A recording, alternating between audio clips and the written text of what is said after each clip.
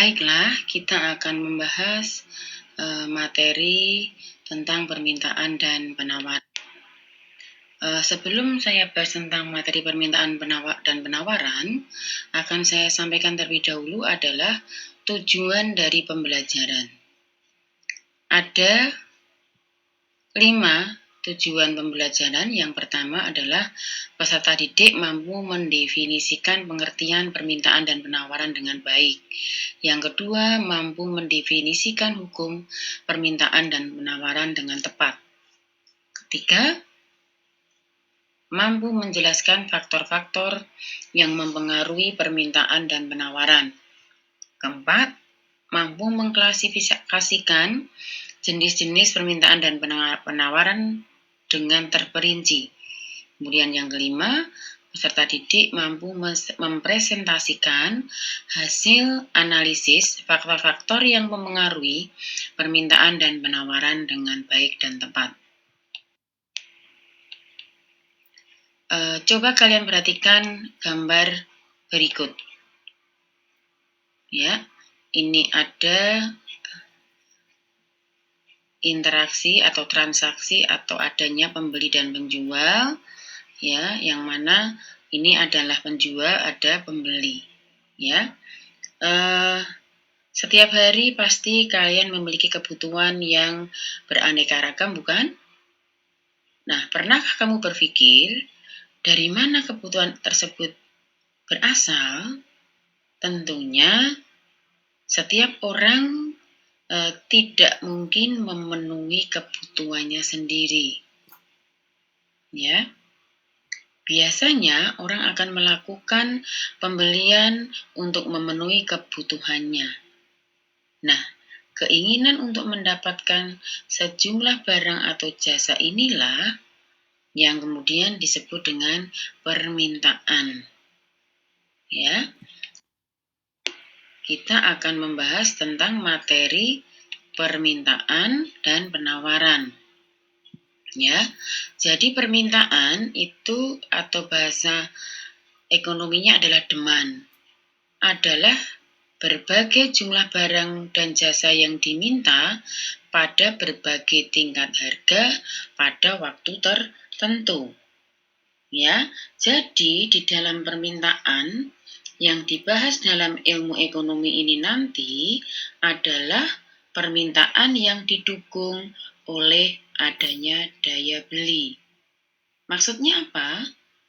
Di mana kemampuan seseorang untuk membeli barang dan jasa pada tingkat harga tertentu. Ya. Jadi di dalam permintaan ini nanti akan adanya keinginan yang disertai dengan kemampuan untuk membeli barang dan jasa. Permintaan ini adalah dari sisi pembeli. Ya. Kemudian kita bahas tentang hukum permintaan. Hukum permintaan ini adalah hubungan antara harga dengan jumlah barang yang diminta. Dalam hukum permintaan, semakin rendah tingkat harga suatu barang, akan semakin banyak jumlah barang tersebut yang diminta. Sebaliknya, semakin tinggi tingkat harga suatu barang, akan semakin sedikit barang yang diminta. Dalam catatan hukum permintaan ini akan berlaku, ada catatannya yaitu ceteris paribus. Apa artinya ceteris paribus? Hukum dikatakan berlaku jika faktor lain yang mempengaruhi itu tetap. Ya. Jadi ceteris paribus ini di mana diasumsikan atau ada anggapan bahwa hal-hal lainnya yang mempengaruhi selain harga itu dianggap tetap. Ya. Kemudian yang berikutnya adalah faktor-faktor yang mempengaruhi permintaan suatu barang. Faktor yang pertama adalah harga. Ya, harga barang. Harga barang itu sendiri. Berarti kalau harga barang itu sendiri, tadi kembali ke hukum permintaan. Ya, jika harga barang naik, maka jumlah barang yang diminta akan sedikit atau berkurang. Ya, sebaliknya jika harga barang itu turun, maka jumlah barang yang diminta akan meningkat atau bertambah. Ya. Kemudian yang kedua, faktor yang mempengaruhi permintaan yang kedua adalah harga barang yang berhubungan dengan barang substitusi. Kalian tentunya masih ingat apa yang dimaksud dengan barang substitusi. Ya, barang substitusi adalah barang yang dimana fungsinya adalah mengganti sebagai barang pengganti. Ya, jadi di sini ada barang substitusi adalah sebagai barang pengganti. Ini juga akan mempengaruhi terhadap permintaan. Kemudian yang kedua adalah barang komplementer atau barang yang saling melengkapi. Jadi kalau barang komplementer ini di mana kalau kalian pernah membahas tentang materi sebelumnya tentang kebutuhan atau tentang barang, itu ada barang komplementer, saling melengkapi. Jadi kalau misalnya sebagai contoh benang dengan jarum, ya itu saling melengkapi. Sehingga kalau barang komplementer ini akan mempengaruhi jumlah barang yang diminta. Kemudian yang ketiga adalah pendapatan. Ya, jadi bagaimana pendapatan itu mempengaruhi permintaan suatu barang? Tingkat pendapatan masyarakat itu berpengaruh terhadap permintaan suatu barang. Ya, bagaimana logikanya? Apabila jumlah pendapatan yang dibelanjakan atau jumlah pendapatan yang dimiliki itu berubah, maka permintaannya juga akan berubah. Ya, misalkan jika pendapatan seseorang itu naik, maka jumlah barang yang diminta juga akan meningkat. Sebaliknya, jika pendapatan seseorang itu turun, maka jumlah barang yang diminta juga akan berkurang. Yang keempat adalah selera. Nah, selera itu termasuk faktor internal ya. Jadi faktor internal itu ada selera di sini. Selera konsumen atau selera masyarakat. Atau bisa dikatakan kebiasaan masyarakat di dalam mempengaruhi permintaan suatu barang. Ya. Jadi misalnya masyarakat itu yang gemar terhadap atau memiliki selera terhadap makanan pedas misalnya, ya, maka pasti akan membutuhkan banyak kebutuhan akan cabai. Iya bukan? Meskipun harga suatu barang itu naik, tetapi kalau seleranya meningkat, tetap meningkat, maka dia tidak akan mengurangi konsumsinya. Seperti tadi, karena seleranya adalah selera pedas, walaupun harga cabai naik, maka seseorang itu akan tetap melakukan pembelian terhadap cabai. Ya, sebaliknya, walaupun harga suatu barang itu turun, maka tidak akan mempengaruhi terhadap permintaan karena seseorang itu tidak memiliki selera terhadap barang itu sendiri. Kemudian yang kelima adalah jumlah konsumen. Ya, jumlah konsumen ini tentunya akan mempengaruhi jumlah permintaan. Semakin banyak konsumen, maka semakin meningkat pula permintaan terhadap suatu barang atau jasa. Tetapi kalau konsumennya berkurang, maka akan mempengaruhi permintaan juga akan berkurang. Ya.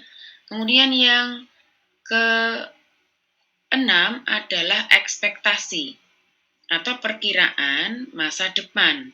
Perkiraan di masa yang akan datang. Ya, ini biasanya berhubungan dengan perubahan-perubahan yang diperkirakan atau diprediksi atau bisa juga diramalkan bahwa di masa yang akan datang itu mempengaruhi permintaan. Misalkan ada prediksi atau perkiraan bahwa kenaikan bahan bakar atau BBM di masa yang akan datang atau di bulan depan misalnya, maka bisa memicu permintaan kebutuhan akan BBM saat ini. Karena di masa yang akan datang itu BBM diperkirakan itu akan naik, maka permintaan terhadap BBM saat ini meningkat. Ini contoh dari ekspektasi atau perkiraan di masa yang akan datang. Jadi ini adalah faktor-faktor yang mempengaruhi permintaan suatu barang. Demikian dari sisi permintaan. Kemudian kita akan membahas juga dari jenis-jenis permintaan. Ya. Yang pertama, berdasarkan daya beli masyarakat, itu ada yang disebut dengan permintaan absolut. Ya, apa permintaan absolut? Saya katakan tadi bahwa permintaan itu dilihat dari sisi pembeli. Permintaan absolut, di mana permintaan absolut ini adalah permintaan yang tidak diikuti oleh daya beli. Ya, jadi sebagai contoh, misalnya kalian menginginkan terhadap suatu barang. Kalian jalan-jalan ke misalnya melihatlah kalau sekarang kan karena di masa pandemi kalian bisa melihat di media online, ya. Kalian melihat ketertarikan terhadap satu produk misalnya pakaian. Kalian tertarik, ingin membeli tetapi tidak memiliki daya beli atau tidak memiliki uang, maka kalian tidak akan membeli. Maka di sini dikatakan sebagai permintaan absolut. Kemudian yang kedua adalah permintaan potensial. Karena di masa pandemi sekarang kalian bisa melihat dapat melakukan pembelian dengan media online, maka kalian melihat lagi barang sepatu misalnya. Kalian menyenangi sepatu tersebut, ya. Melihat tertarik, kemudian melihat-lihat lagi, lebih tertarik lagi, kalian memiliki daya beli. Tertarik, memiliki uang, tetapi tidak jadi membeli. Nah, kenapa? Kalian punya uang, tertarik, memiliki uang, melihat sepatu, tetapi tidak jadi membeli. Kenapa tidak jadi membeli? Nah, alasannya adalah masing-masing individu. Kenapa kalian kemudian suatu ketika tertarik terhadap sepatu, kemudian memiliki daya beli dan tidak jadi membeli? Karena berpikir, sepatu saat ini buat apa? Harus membeli sepatu. Walaupun sepatu itu harganya mungkin murah atau bagus. Kenapa tidak melakukan pembelian? Karena penggunaan manfaatnya tidak maksimal. Kenapa? Kalian jarang keluar rumah, tidak sekolah di sekolahan atau belajar di rumah. Maka kalian berpikir tidak jadi membeli. Jadi permintaan potensial ini adalah di mana dari sisi permintaan atau dari sisi pembeli memiliki daya beli, ingin membeli tapi tidak melakukan pembelian. Nah, yang ketiga adalah permintaan efektif. Memiliki keinginan membeli, ada daya belinya, ada uangnya, dan melakukan pembelian. Nah, inilah di dalam ekonomi bahwa nanti di dalam permintaan ini dikatakan sebagai permintaan yang efektif. Jadi harus ada kaitannya dengan ada permintaan, ada keinginan, ada daya beli, dan melakukan pembelian.